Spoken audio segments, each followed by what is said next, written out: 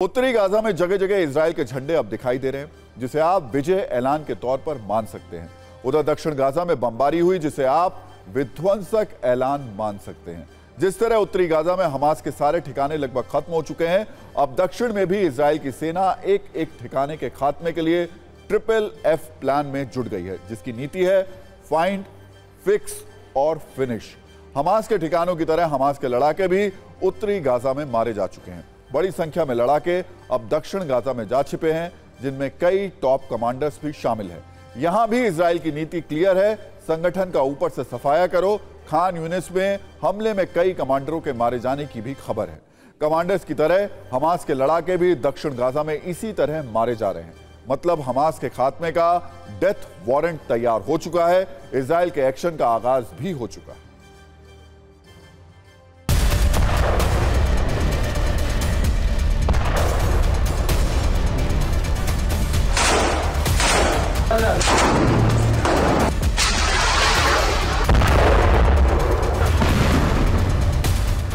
जिस तरह का खूबसूरत नजारा मेडिटेरियन सी के किनारे इजराइल के इस शहर का आपको नजर आ रहा है, कुछ ऐसा ही मेडिटेरियन सी के किनारे गाजा पट्टी का शहर है, जो बेहद ही खूबसूरत था, लेकिन आज की तारीख में वो पूरी तरह से लहूलुहान हो गया है।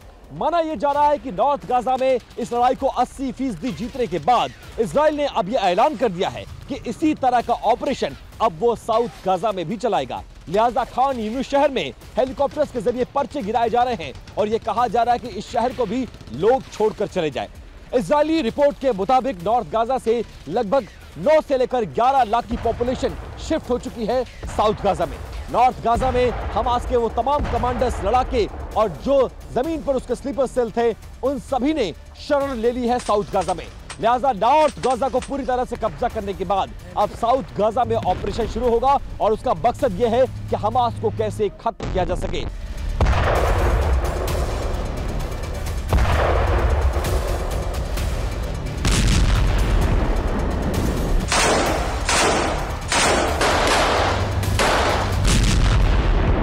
צה"ל פועל עם מטרות מאוד מאוד ברורות למלחמה הזאת. הפעולה הזאת היא גם פעולה קרקעית, היא פעולה מהאוויר, היא פעולה מהים. אנחנו נחושים להמשיך ולהתקדם. הדבר הזה יקרה בכל מקום שבו נמצא חמאס, והוא נמצא גם בדרום הרצועה.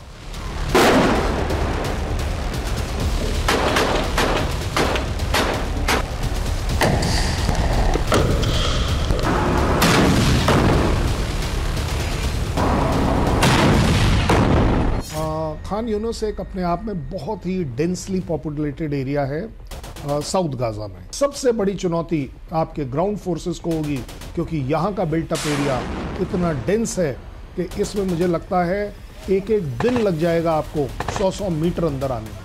ये अपने आप ओवरऑल एक बहुत बड़ी चुनौती रहेगी। जिस तरह की बमबारी, हवाई बमबारी, रॉकेट और मिसाइल के हमले नॉर्थ गाजा में किए गए थे, अगर ऐसा ही हमला उसी तादाद में बारूद गिराया जाता है तो बहुत बड़ा नरसंहार हो सकता है और इसको लेकर पूरी दुनिया में इजराइल घिर सकता है।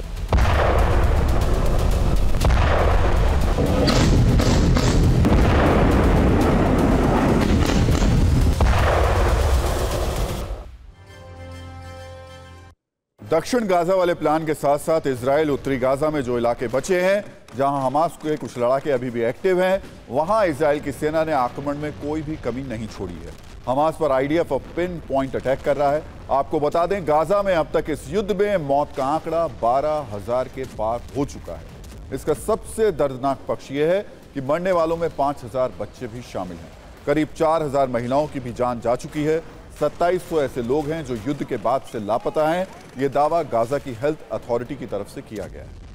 आपको उत्तरी गाजा में लेटेस्ट हमले का एक वीडियो भी दिखा देते हैं, जिसमें इजराइल की सेना हमास के साथ साथ हमास को साथ देने वाले संगठन इस्लामिक जिहाद की पोस्ट को भी तबाह कर रही है। इस्लामिक जिहाद पहले दिन से हमास के साथ है। हमास के साथ मिलकर इजराइल की तरफ रॉकेट अटैक करता है, इजराइल की सेना और टैंकों पर छिपकर प्रहार करता है। यही वजह है कि अब इजराइल इनके ठिकानों को टारगेट कर रहा है।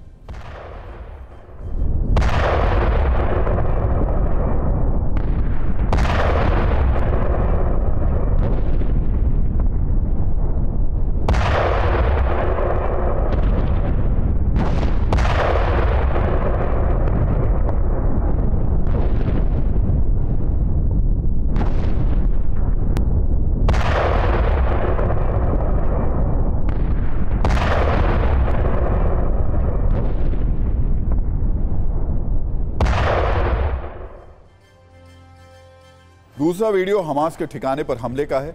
एक इमारत की छत पर हमास के लड़ाके घूम रहे थे। इसी दौरान पिन पॉइंट टारगेट कर इजरायली सेना ने उसे कुछ सेकंड में ही मार गिराया। यह इजराइल के एक्शन का वीडियो सबूत है।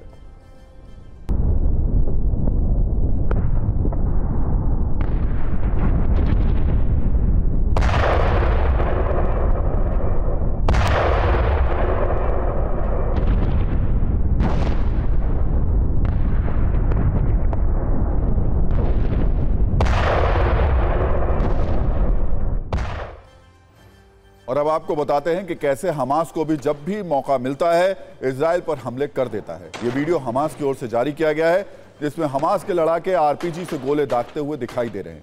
ये वो हथियार हैं जो इजराइल के लिए जमीनी युद्ध में सबसे बड़ी बाधा बने हुए हैं। उत्तरी गाजा में ऑपरेशन के लंबा खिंचने में ऐसे हथियारों की बड़ी भूमिका रही है। गाजा में इजराइल की आक्रामक कार्रवाई पर दूसरे देशों की भी कड़ी नजर है। जहां इजराइल किसी भी कीमत पर हमास पर कोई रियायत दिखाने के मूड में नहीं है, वहीं दूसरे देश इस पर अपने हिसाब से प्रतिक्रियाएं दे रहे हैं।